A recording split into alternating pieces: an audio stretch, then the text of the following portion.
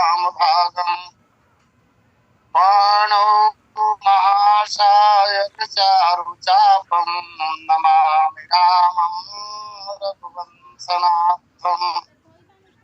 यत्र यत्र रघुनाथ कीर्तनं तत्र तत्र कृतमस्तकाञ्जलिं वाष्णवारि परिपूर्णलोचनं मारुतिं नमत राक्षसान्तकम्। गोविंद मेरी यह प्रार्थना है, भूलूं न मैं नाम कभी तुम्हारा। निष्काम हो के दिन रात गाऊं, गोविंद दामोदर माधवेति। देहांत काले मम सामने हो, बंसी बजाते मन को लुभाते।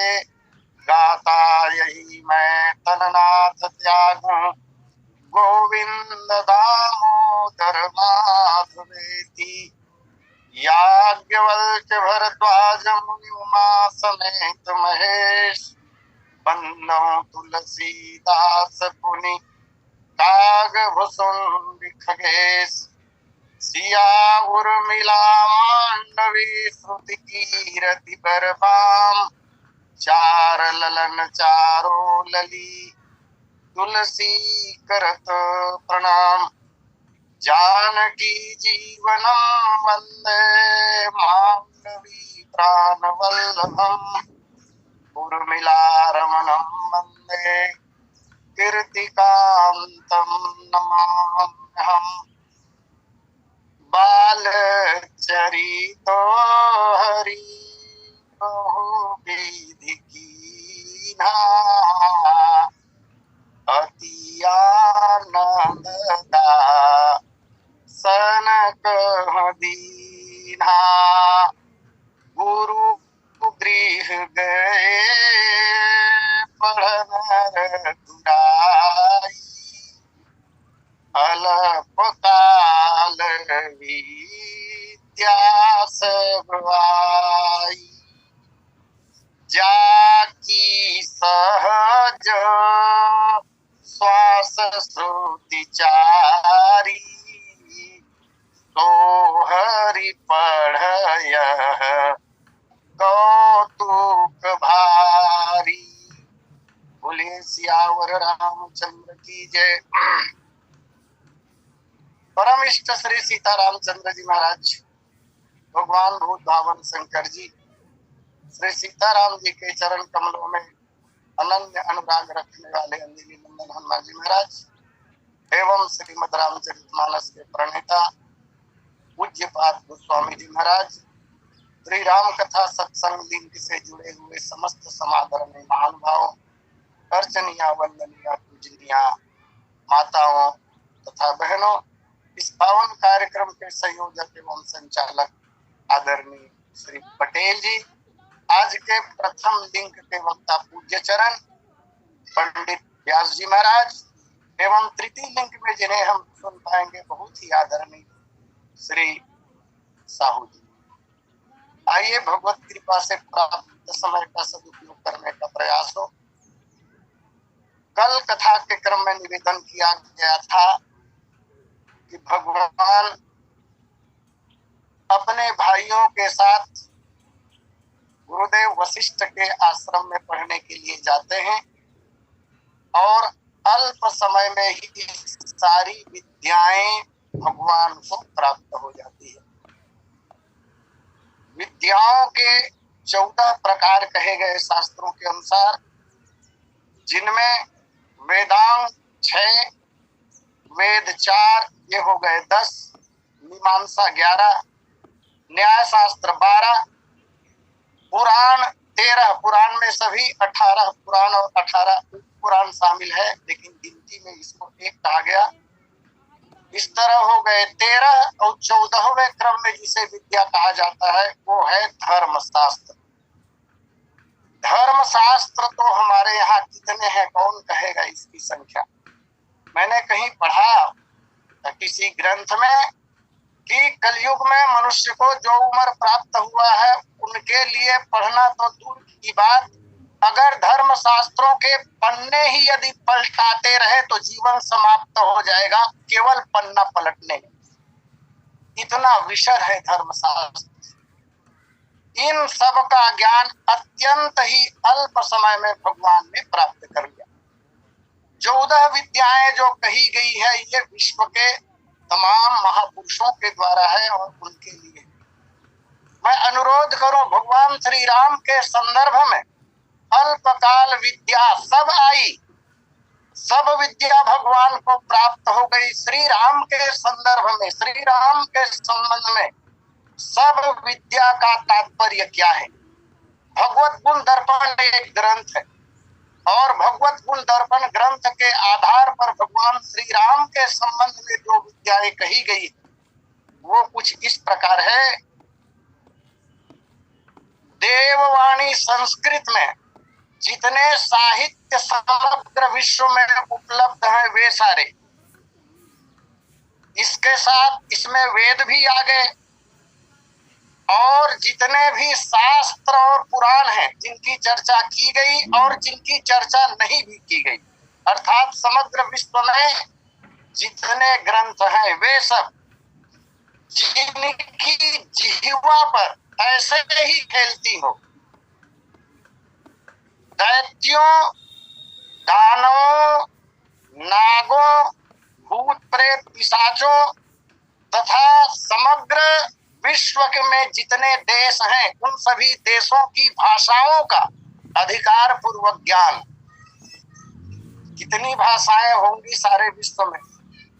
फिर सारे व्यवहार के ज्ञाता, सारे व्यवहार का ज्ञान। और इस श्लोक में फारसी शब्द भी आया है, फारसी भाषा का ज्ञान, कीशों बंदरों की बोली का ज्ञान, रीछ भालुओं की भाषा का ज्ञान, पक्षियों की जो बोलियां होती हैं उन सब का ज्ञान। और केवल ज्ञान नहीं, उन सब भाषाओं के पंडित जितने संसार में लोग हैं और जितनी कलाएं जानते हैं, जिनमें खासकर चित्रकारी, तंतुकारी, शिल्पकारी इत्यादि कलाओं का समुचित ज्ञान, और इन सब ज्ञान को प्राप्त करना मनुष्य के लिए तो असंभव ही है। भगवान श्री राम को सहज ही इन सभी भाषाओं का, सभी विद्याओं का ज्ञान अल्पकाल विद्या सब आई, अल्पकाल में ही प्राप्त हो। एक प्रश्न बनता है कि इतने अल्पकाल में, जैसा कि कल निवेदन किया गया था, संत सिंह पंजाबी जी ने अल्पकाल का अर्थ 8 दिन दिया है और 8 दिनों में इतनी भाषाओं का ज्ञान, इतने शास्त्रों का ज्ञान हो जाना ये कैसे संभव हो सकता है? और तब मानस मनीषीगण इसका समुचित उत्तर देते हुए कहते हैं, और यह बात बृहदारण्यक उपनिषद के 2 अध्याय के 4 ब्राह्मण में भी है, जहां पर याज्ञवल्क्य और मैत्रेयी जी का संवाद है। महर्षि याज्ञवल्क्य ने मैत्रेयी से कहा, हे मैत्रेयी, ये जो चारों वेद हैं, ऋग्वेद, यजुर्वेद, सामवेद और अथर्ववेद तथा इतिहास, समग्र विश्व का, समग्र ब्रह्मांड का इतिहास, सारे पुराण, सभी विद्या, उपनिषद, श्लोक, सूत्र और मंत्र और अर्थवाद के जितने भी ग्रंथ हैं, ये सारी विद्याएं केवल और केवल भगवान के श्वास से ही प्रकट होती है। अब समाधान तो यही हो जाता है कि जब ये सारी विद्याएं भगवान के श्वास हैं, भगवान के श्वास से ही निकले हैं, तो यह कहना पड़ेगा कि ये सब भगवान में विद्यमान ही हैं। लीला करने के लिए, लीला की दृष्टि से सब कुछ जानने वाले अंतर्यामी परमात्मा हमारा कल्याण करने के लिए, हमें उपदेश देने के लिए, ताकि गुरु शिष्य परंपरा का निर्वाह करके हम धन्यता का अनुभव कर सके। इस तरह भगवान गुरु के आश्रम में गए और अपौरुषेय वेदों का ज्ञान प्राप्त किया। एक बात और कही जाती है, केवल भगवान ही सर्वज्ञ होते हैं। जीव चाहे जितनी भी जानकारियां कंठस्थ कर ले, समग्र वेद शास्त्र पुराणों को रट ले, तब भी सारी विद्याओं को प्राप्त नहीं कर सकता, वह अल्पज्ञ ही होता है। तो ये सारी ज्ञान, सारी विद्याएं भगवान के श्वास से ही निकला है। और कथा तो आती है कि जब श्रीमन्नारायण क्षीर सागर में शयन कर रहे थे, नाभि कमल से ब्रह्मा को उत्पन्न किया। पश्चात ब्रह्मा जी को जगत के कल्याण के लिए भगवान ने वेद समर्पित की। ब्रह्मा जी हजारों वर्षों तक खाली वेद को पढ़ते रहे, लेकिन एक मंत्र का अर्थ नहीं लगा पाए ब्रह्मा जी। पुनः ब्रह्मा जी ने तपस्या की, भगवान श्रीमन्नारायण को प्रसन्न किया और निवेदन किया कि भगवान, इतना कठिन है वेदों का ज्ञान कि मेरी समझ में ही नहीं आ रहा। तब कहते हैं कि भगवान ही ब्रह्मा जी के मस्तिष्क में जाकर विराजित हुए और फिर ब्रह्मा जी ने जब वेदों को पढ़ा, तब वेदों को ब्रह्मा जी समझ पाए। इस तरह भगवान की श्वास होने के कारण अत्यंत अल्प समय में ही वेदों को का ज्ञान भगवान प्राप्त कर ले, इसमें कोई अतिशयोक्ति नहीं हो सकती।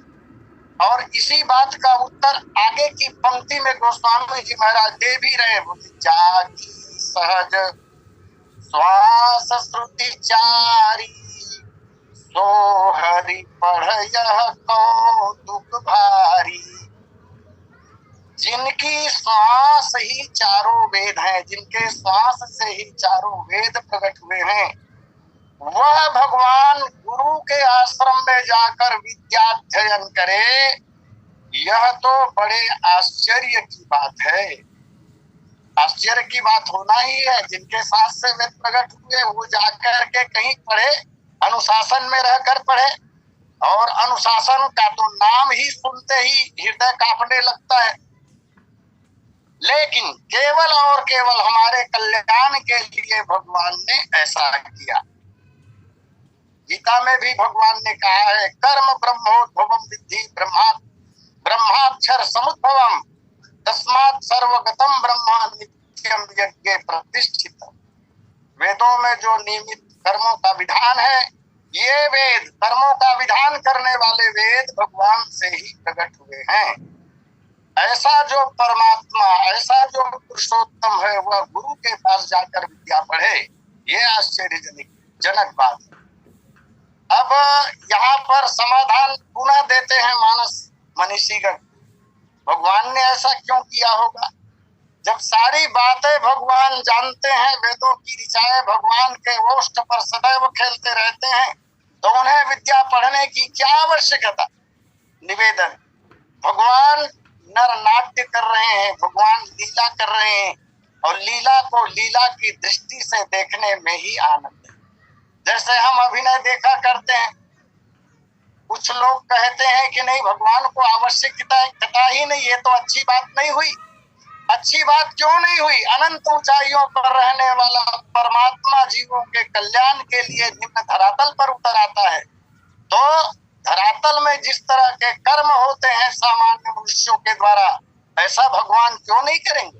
और हम लोग देखते भी हैं, रंगमंच पर जब अभिनेता उतरता है भूमिका अपनी अदा करने के लिए, व्यावहारिक जीवन में देखते हैं कि वो अरबपति, खरबपति, करोड़पति होता है, लेकिन गरीब व्यक्ति का पाठ अगर उनको निभाना हो, तो ये करोड़पति, अरबपति लोग भी नाटक में भिखारी बनते हैं, तब फटे पुराने मैले कुचैले गंदे कपड़े पहनकर ही तो उतरते हैं।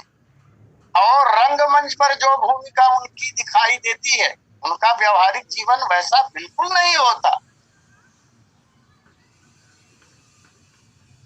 आज नर नाट्य कर रहे हैं गुरु जी के आश्रम में जाकर और विद्या अध्ययन कर रहे हैं। मुझे एक बात का स्मरण आ रहा है, गुरुदेव वशिष्ठ के आश्रम में केवल दशरथ जी के चारों कुमार ही नहीं है, एक वर्णन प्राप्त होता है।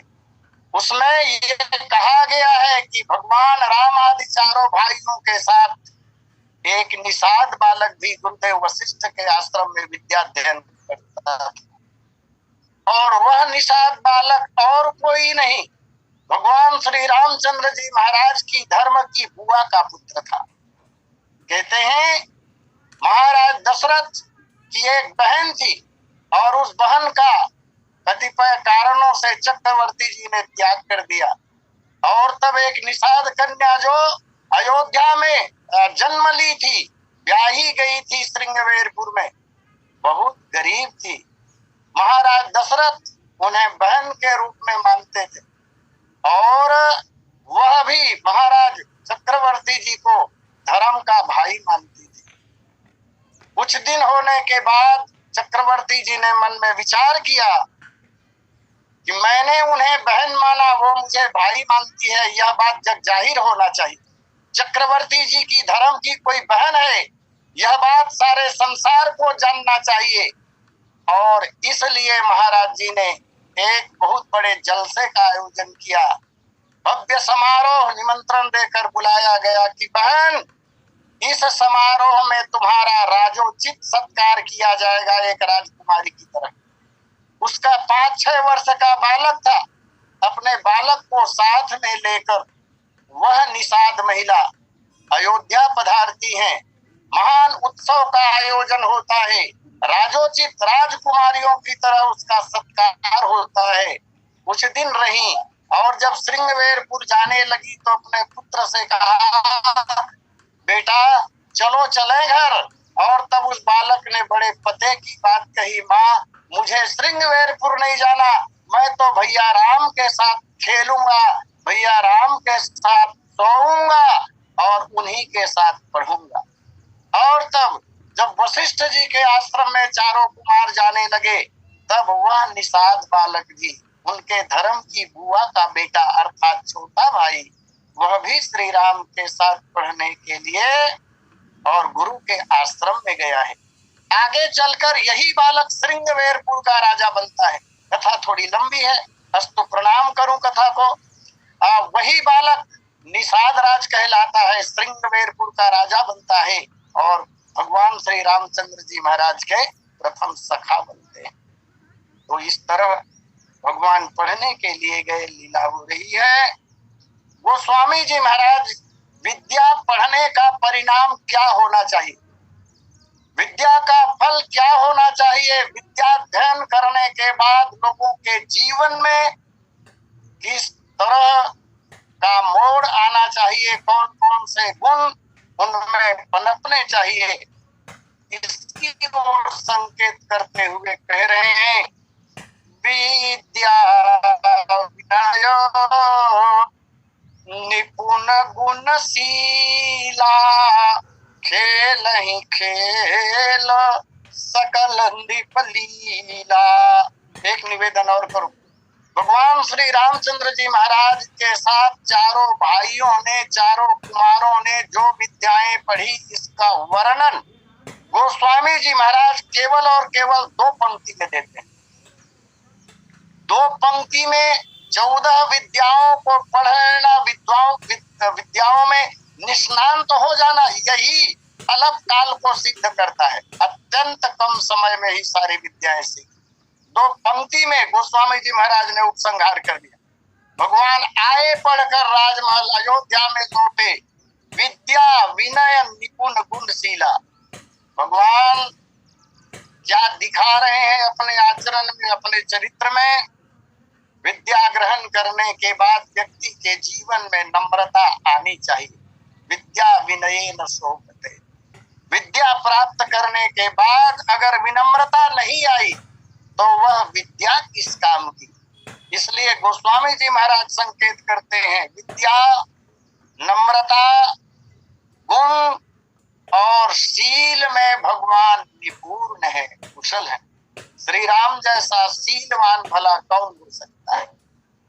यह शब्द बहुत छोटा है, शील शब्द, लेकिन इस बहुत छोटे शब्द के अंदर सारे मनुष्यों के सद्गुण समा जाते हैं। वैसे शील का अर्थ आचरण ही होता है, लेकिन आचरण की बात जब हम करते हैं तो उनमें तो बहुत सारे गुण आ जाते हैं। तो इस तरह भगवान विनम्रता का परिचय दे रहे हैं। भगवान में सारे गुण भरे हुए हैं, भगवान शीलवान है, और जैसे भगवान है ऐसे ही उनके सभी भाई भी हैं। अब भगवान नृप लीला कर रहे हैं। जो सभी ब्रह्मांडों के राजा हैं वे आज अयोध्या में जगत के कल्याण के लिए राजाओं की सी लीला करने लगे। जब भगवान लीला करते हैं तो स्वयं बनते हैं राजा। अपने बाल सखाओं में से ही किसी को भगवान बनाते हैं मंत्री, सभासद, सैनिक, द्वारपाल। एक राजा के यहाँ जितने तरह के लोग हो सकते हैं वो सब भूमिकाएं भगवान बांटते हैं और राजाओं जैसी लीला भगवान करते हैं। अब यहाँ पर लीला करने का औचित्य भगवान का क्या होगा? क्यों भगवान ऐसा कर रहे हैं? भगवान ये शिक्षा दे रहे हैं कि एक राजा को कैसे होना चाहिए, एक मंत्री को कैसा होना चाहिए, अपनी जिम्मेदारी का निर्वाह व्यक्ति को किस प्रकार करना चाहिए, ये सब भगवान राम ने जगत को सिखाया। और सच्ची बात तो ये है, हमारे दो तरह के कर्तव्य होते हैं मुख्य रूप से। एक है मुख्य कर्तव्य और दूसरा है गौण कर्तव्य। जो हमारा मुख्य कर्तव्य है, मुख्य रूप से जो कर्तव्य हमें मिला हुआ है, बहुत ईमानदारी के साथ मुख्य कर्तव्य का पालन जब व्यक्ति करता है तो उसके गौण कर्तव्य कृपा करके भगवान स्वयमेव निभा देते हैं। लेकिन हम लोगों से ऐसा हो जाता है कि हम अपने मुख्य कर्तव्य को गौण कर्तव्य मान लेते हैं और लोभवश तृष्णा के कारण जो गौण कर्तव्य है उससे मुख्य कर्तव्य बना लेते हैं। और जब ऐसी स्थिति आती है कि जब गौण कर्तव्य मुख्य कर्तव्य बन जाए और मुख्य कर्तव्य गौण कर्तव्य बन जाए, तब न तो मुख्य कर्तव्य निभ पाता है और न ही गौण कर्तव्य निभ पाता है, और तब व्यक्ति का पतित होना अवश्य भावी हो जाता है।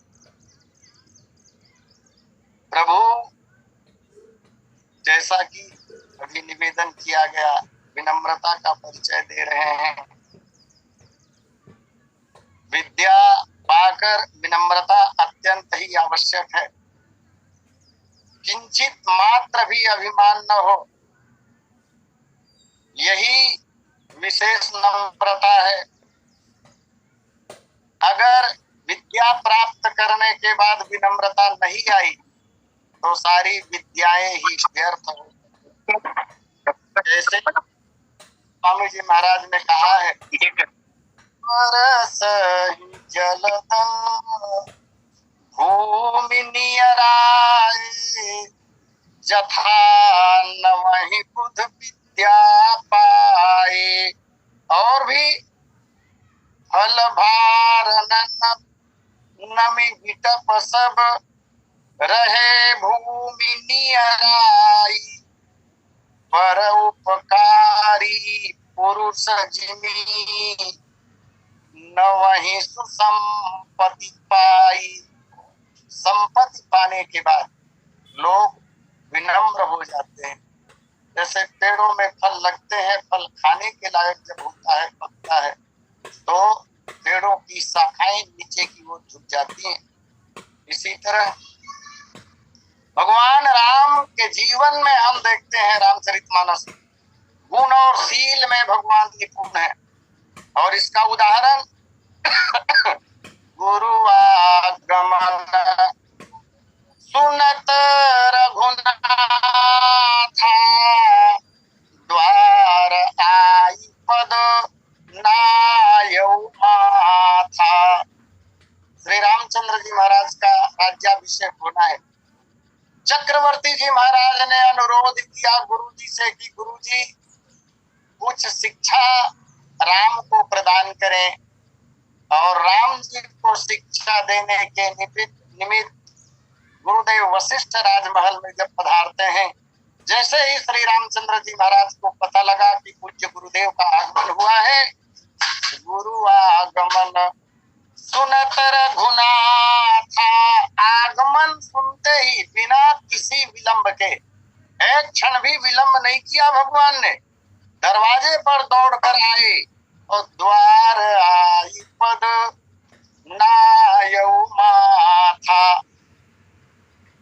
भगवान इतने विनम्र है, और यह केवल अपने से बड़ों के प्रति है ऐसी बात भी नहीं, केवल गुरु जी का इतना सम्मान कर रहे हैं ऐसी बात नहीं है। गोस्वामी जी महाराज ने तो यह भी कहा, प्रभु तरु तर कपिडार पर ते किया समान, तुलसी कहूँ न राम सो साहिब सीलो निधान।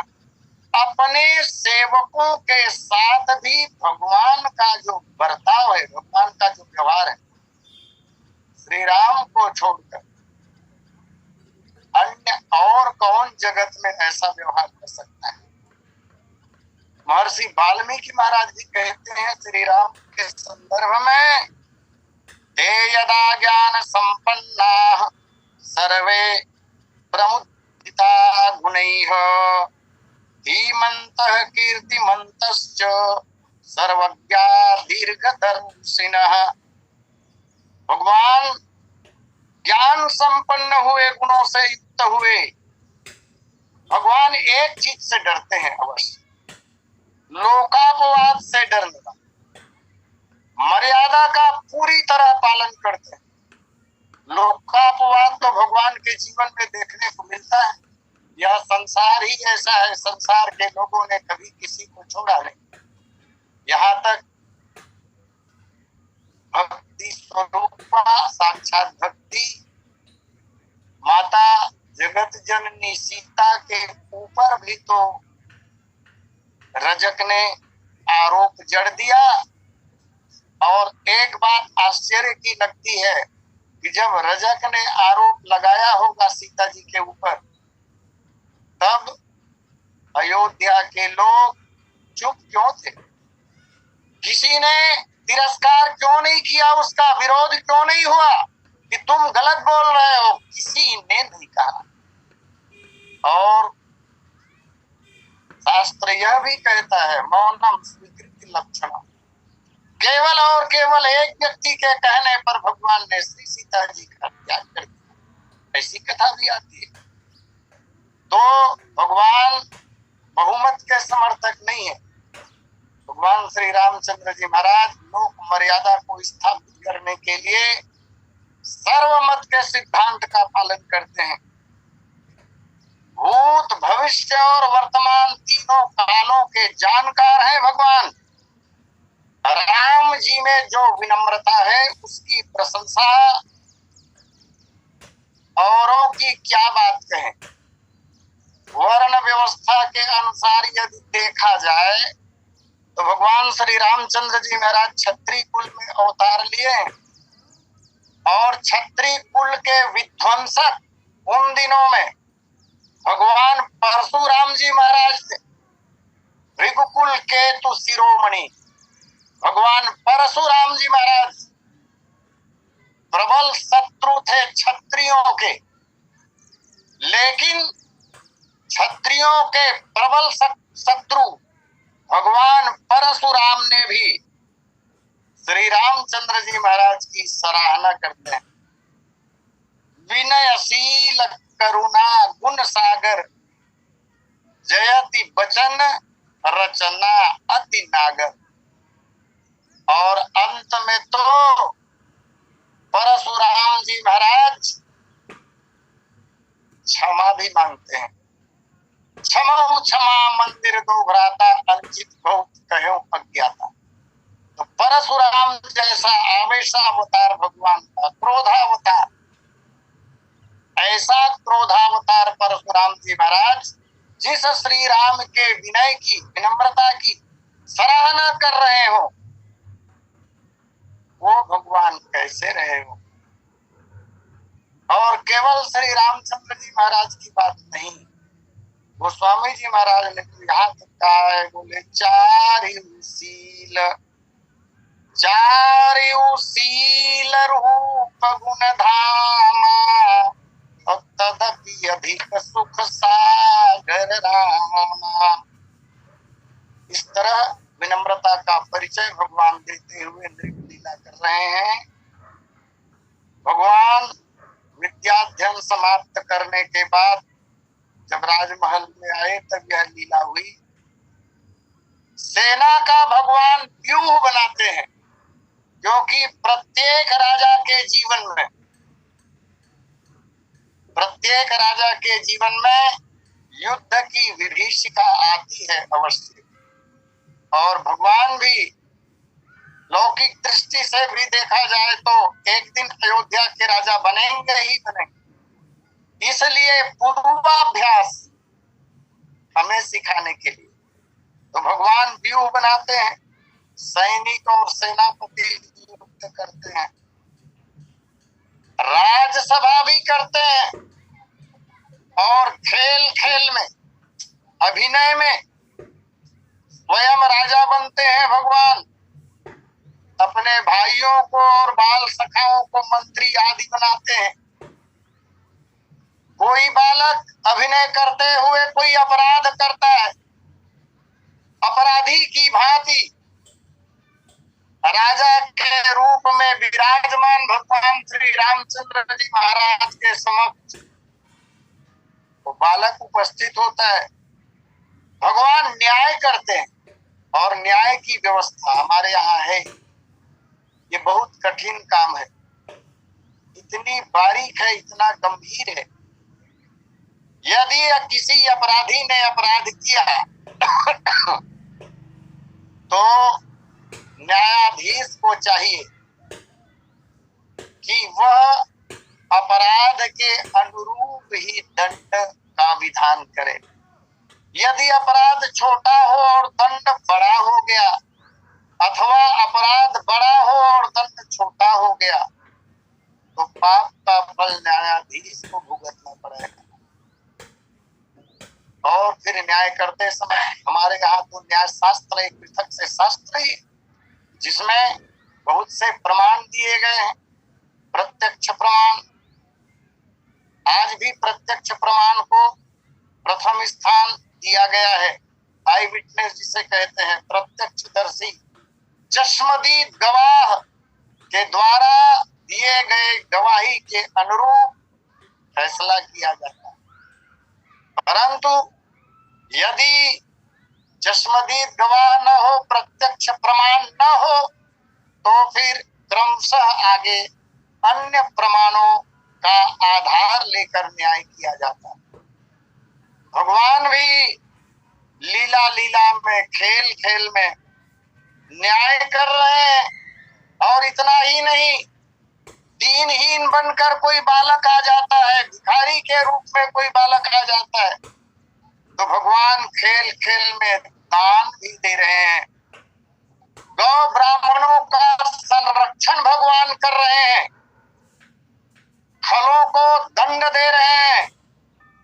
साधु महात्मा के रूप में भी कोई बालक आ जाता है, साधु बन के आ गए भगवान के पास, तो साधुओं का, महात्माओं का भगवान सम्मान करते हैं। साम दाम दंड और भेद, राजनीति के ये जो चार पक्ष हैं, राजनीति के चार अंग हैं, उनका प्रयोग करते हैं। और इसके साथ ही नृप लीला में भगवान संधि भी करते हैं। एक बालक को दूसरे देश का राजा बना दिया भगवान, अब दो देश के दो राजा हो गए, तो उनके साथ संधि भी भगवान कर रहे हैं, निग्रह कर रहे हैं। इस तरह भगवान नृप लीला खेलते हैं, और नृप लीला खेलकर अपने मित्रों को, बाल सखाओं को, अपने भाइयों को आनंद प्रदान करते हैं।